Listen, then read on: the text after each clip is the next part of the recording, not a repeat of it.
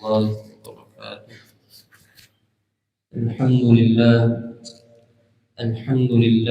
نحمده ونستعينه ونستغفره ونعوذ بالله من شرور أنفسنا ومن سيئات أعمالنا.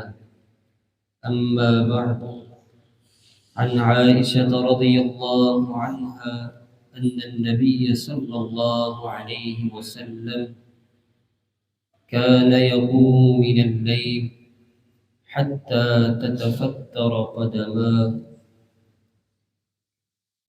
عزیزان گرامی، رسول اللہ صلی اللہ تعالی علیہ وسلم کا عہد مبارک انتہائی عبادات اور نیکی کے میدان میں بھرپور تھا، اور صرف مرد ہی نہیں بلکہ اس دور میں خواتین بھی کثیر الخلقت ہونے کے باوجود عبادت کے میدان میں بھرپور محنت کیا کرتی تھی۔ یہی وجہ ہے کہ رسول اللہ صلی اللہ تعالی علیہ وسلم ایک مرتبہ مسجد میں تشریف لاتے ہیں تو آ کر دیکھتے ہیں کہ ستونوں کے درمیان ایک رسی کو باندھا گیا ہے۔ آپ علیہ السلام نے استفسار کیا کہ اس رسی کو کن مقاصد کے تحت باندھا گیا ہے، تو آپ علیہ السلام کو جواب دیا گیا کہ اللہ کے نبی صلی اللہ علیہ وسلم آپ کی زوجات میں سے ایک زوجہ جناب زینب رضی اللہ تعالی عنہا رات قیام اللیل کا اہتمام کرتی ہیں، تو عبادت کی مقدار جیسے بڑھاتی ہیں تو تھکنے کی وجہ سے اس رسی کے ساتھ سہارا لے کر کھڑی ہو جاتی ہیں، قیام کا اہتمام کرتی ہیں۔ آپ علیہ السلام نے فوراً جواب دیا کہ اس رسی کو اتار دیا جائے۔ عبادت، اللہ کی بارگاہ میں کھڑا ہونا، قیام اللیل کا اہتمام کرنا اس وقت خوبصورت لگتا ہے اور احسن عمل محسوس ہوتا ہے جس وقت تک انسان اپنے جسم میں چستی اور بیداری، سستی، اس طرح کے دیگر چیزیں جب تک انسان کے وجود میں آڑے نہیں آتی اس وقت تک قیام کرتا رہے، کوئی قباحت نہیں۔ لیکن جیسے ہی یہ چیزیں انسان محسوس کرنا شروع کرے تو اس وقت قیام کو ترک کر دینا چاہیے اور اپنے وجود کو آرام پہنچانا چاہیے۔ یہاں سے دو مسائل ثابت ہوتے ہیں۔ پہلا مسئلہ تو یہ ہے کہ خواتین نوافل کی ادائیگی کے لیے مساجد کا رخ کر سکتی ہیں۔ جناب زینب رضی اللہ تعالی عنہا نے مسجد میں آ کر قیام کا اہتمام کیا۔ دوسری بات، قرآن مجید کی اس آیت سے یہ بات واضح ہوتی ہے، لا یکلف اللہ نفسا الا وسعها۔ عبادت کے میدان میں اپنے آپ کو مشقت میں مبتلا کرنا بالکل مناسب نہیں، بلکہ اعتدال کے راستے کو اپناتے ہوئے عبادت اتنی کی جائے جتنا آپ کا وجود اس عبادت کو کرنے کے لیے مستحضر ہو اور کسی قسم کی مشقت اور پریشانی کا سامنا نہ کرنا پڑے۔ اسی اثناء میں جناب عثمان بن مظعون رضی اللہ تعالی عنہ آپ علیہ السلام کے پاس اجازت طلب کرنے کے لیے آتے ہیں۔ اجازت کیا ہے؟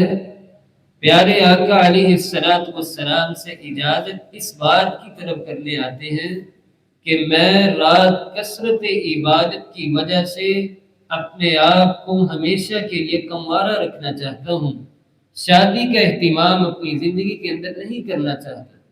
تو فوراً آپ علیہ السلام نے اس چیز کا انکار کرتے ہوئے فرمایا، میرے پیارے صحابی، عبادت کے میدان میں مجھ سے زیادہ کوئی بھی اہتمام کرنے والا نہیں۔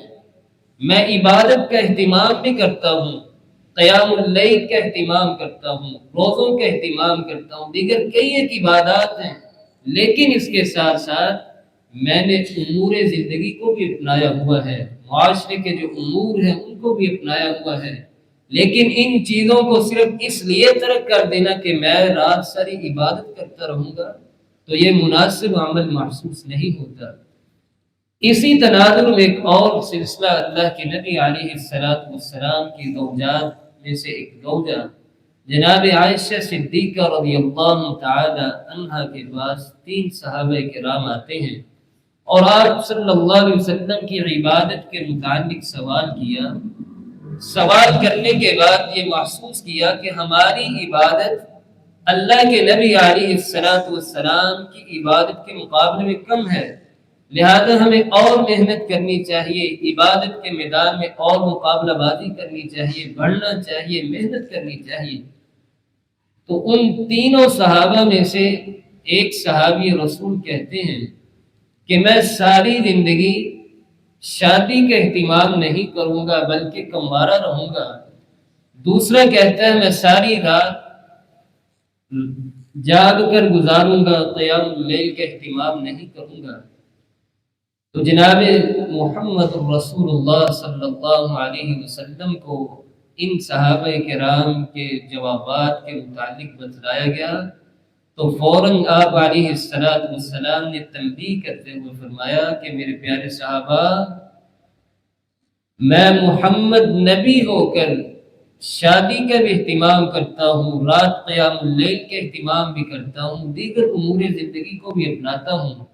یہ کیسے ہو سکتا ہے میری ماتحتی میں میرا امتی ہو کر اس طرح کا استفسار کرے اور اس طرح کی مقابلہ بازی اختیار کرے، جبکہ اسلام اس بات کا پیغام دیتا ہے کہ ہر دم، ہر پہلو اور ہر لحظہ اعتدال کے راستے کو اپنایا جائے۔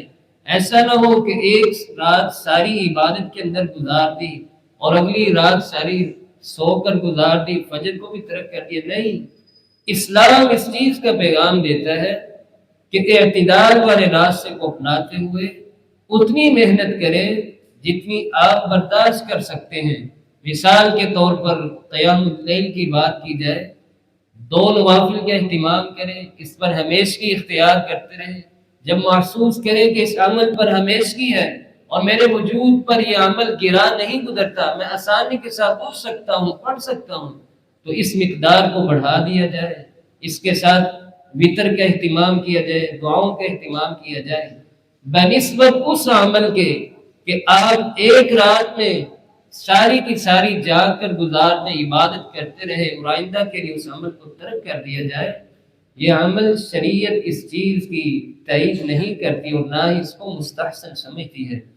تو ان احادیث سے مجھے بھی اور آپ کو بھی یہ پیغام ملتا ہے، عبادت کریں، ضرور کریں، لیکن اعتدال والے راستے کو اپناتے ہوئے کریں، کیونکہ اللہ رب العزت کو بھی عمل وہی پسند ہے جو مقدار میں تو کم ہو لیکن اس کے اندر ہمیشگی ہو، برقرار رہے اس عمل پر۔